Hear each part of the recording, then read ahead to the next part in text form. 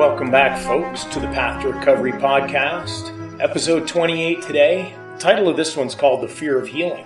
This episode's going to be filled with some pretty dark concepts, but they're essential in understanding how we humans work inside our heads and how we struggle sometimes to receive healing. Before we get into it, just want to remind you to please like and subscribe to my podcast. Please, by all means, share it with someone you know that could possibly benefit from it. This could be the catalyst to changing their lives. So, the fear of healing. Now, kind of seems like a ridiculous notion to be fearing something so positive.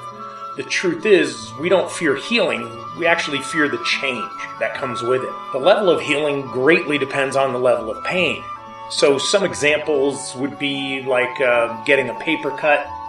Subtle care and a Band-Aid is required, but other than the initial burn of pain, it really isn't much to cope with. Or we could look at moving to a new town when you're maybe 12, 13, 14 years old, just getting into the heart of puberty. This kind of change can have lifelong effects. It can be extremely traumatic depending on how you are as an individual at the age of 13, with puberty arising, and of course how your parents are assisting you through it. But there are thousands of people who manage quite well through a change like that, and in fact, when seen and felt as a new beginning, it can be quite powerful and uplifting to actually go to a new town and start something over. How about just coping with an itch? It doesn't seem it, but some people lose their minds when they have itches that they can't seem to scratch away. But using an anti-itch cream can pull the pain away and allow for, better coping with the lower level of itch it changes into. How about trying to stop smoking?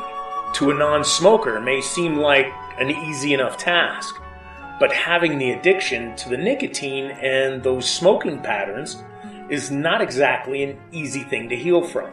It takes a deep retraining of the brain to be able to overcome an addiction like this. Smoking is not a bad habit, it's a hard addiction. Bad habits are much easier to manage than an addiction from chemicals.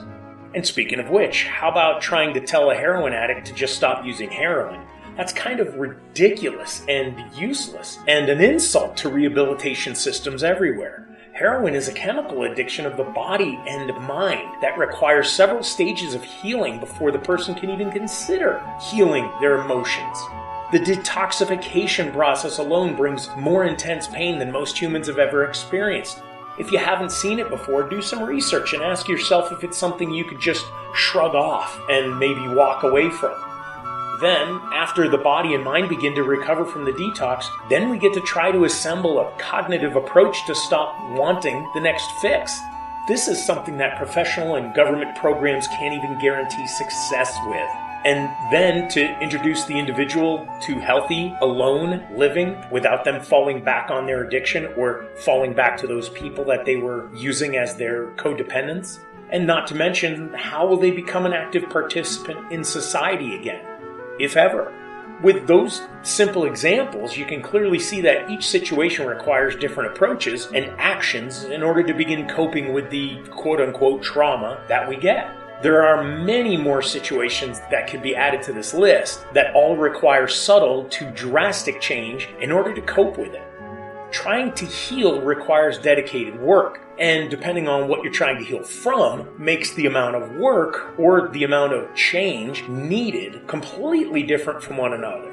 In order to understand the fear of change, I have another podcast that takes this on called Our Fear of Change. It's episode 22 in the same Path to Recovery podcast. So we have a tall order in front of us, dealing with change and then realizing that we actually have a fear of change, not a fear of healing. But in essence, it's the fear of what we need to change and how much changing we have to do in order to change. If everything were simple, change wouldn't be as painful. If we could snap our fingers and be over our drug or alcohol addictions, we'd be doing it. If we could wish away our itch, we wouldn't have to scratch it anymore. So why do we fear the amount of change required to heal? I'd like to say it's simple, but it really isn't, but let's just go with it. We don't want to put the time and effort into doing something that will require us to change our comforts of living life as we now know it. And I use the term comforts very lightly and more of kind of like a sarcastic comment. I mean, these aren't comforts. having a heroin addiction is not a comfort. We just happen to get in a comfortable state of mind or state of mindlessness. So that's kind of what I'm referring to. Think about what events, or as I like to call them, drastic life-altering changes that need to take place for a drug addict to be completely clean from their drugs. Most of these events or drastic life-altering changes are things they wouldn't actually desire. They most likely have to be caught doing drugs, selling drugs, or be strung out on the streets in a vegetative state or something like that, then get hauled into a hospital.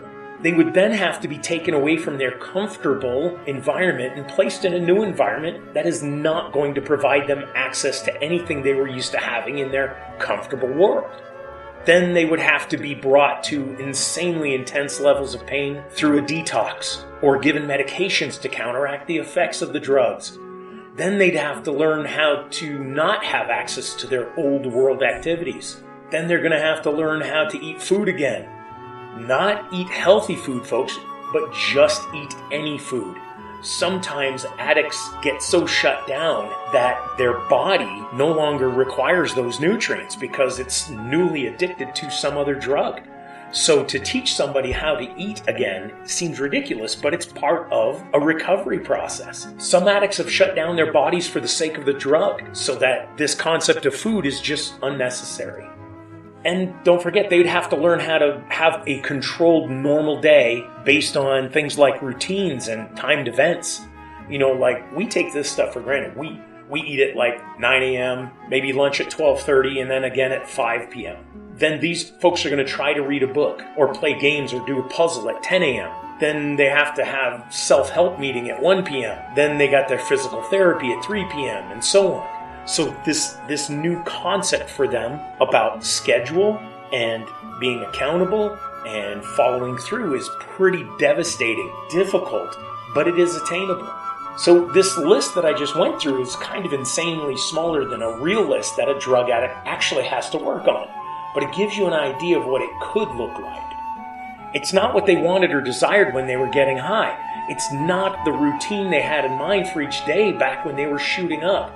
It certainly isn't the lifestyle they had grown accustomed to when they were face down on the street in their own vomit. But it's the drastic change required in order to make any sort of healing change happen. Now, equate that dark concept to the healing you need to experience. What is it in your life that is requiring you to heal from? More importantly, what change is required for you to begin healing? Do you have a broken fingernail? And maybe your fingernails cost you $100 to get them, and you've got a broken one, and you have to cope with that, and you have to heal from it. Maybe you have a problem with wearing a mask and keeping 6 feet away from someone else. Do you believe that you're overweight? Do you hate looking at yourself in the mirror? Does your car need oil more than twice a week? Is your swimming pool not clean? Do you have enough bread to survive the day? Do you have shelter? Do you struggle talking with your family about anything? Do you always feel alone? Do you want God back in your life? So imagine, if you will, the drastic life-altering changes that would need to occur in order to make any of those scenarios I just mentioned change or to heal. Some of those seemed kind of petty depending on your point of view. Some of them seemed insanely harsh. Again, we have pain and it's our pain. So someone can't tell us that the pain of a broken fingernail is less intense than pain from a heroin addict, even though through visual, physical, and emotional trials and tribulations, we kind of know it is different, but it is still pain for the individual. So let's not overthink or underthink that. When you start to think about the changes required for those scenarios, you're surely going to see the different levels of drastic change that is needed to heal from them. Now, ask yourself 2 simple questions. How much time will it take to heal from this scenario that I have? And number 2 is, how much effort will it take for me to heal from this scenario? Now, ask yourself the most important question. Do you desire to put the time and effort required to heal from your scenario? This is really simple, folks, but it is truly hard work. If you're honest with yourself and know that you want to heal from something and not just talk about it or pretend to be doing something about your scenario, if you ache to heal from your own situations, If you deeply need to make those drastic life-altering changes in order to heal, then you will make the time and put forth the effort to heal. You're going to end up finding possibly the right resources to help you get through it. Something as simple as this podcast. It's an understanding or a recognition that our pain and the struggles we're going through have the ability to heal. It just depends on our time and effort that we need to put into those situations for ourselves to be able to get past it and to be able to heal from it. And sometimes drastic, life-altering changes have to occur. Somebody's in a bad relationship, and let's say the boyfriend finally gets over his anger and punches his girlfriend. Is that the life-altering change that you need as a woman to get the hell out of that relationship? And think about this. Sometimes, and unfortunately, and God forbid this ever happens again, but sometimes people that drink too much get behind the wheel and they drive drunk. Sometimes, as ugly as it is, sometimes a drastic life-altering event has to occur in order for them to stop drinking. And I'm talking about hitting somebody and killing somebody, or crashing and killing your passengers, and you're alive to deal and cope with it. Sometimes in our lives, we do need drastic, life-altering events to get us motivated enough to put that time and effort in to heal. It can be that ugly, or it can be just as simple as an itch that you want to stop scratching. The question's going to always come back to you. Are you ready? Do you have the desire? Is it something you really want to accomplish?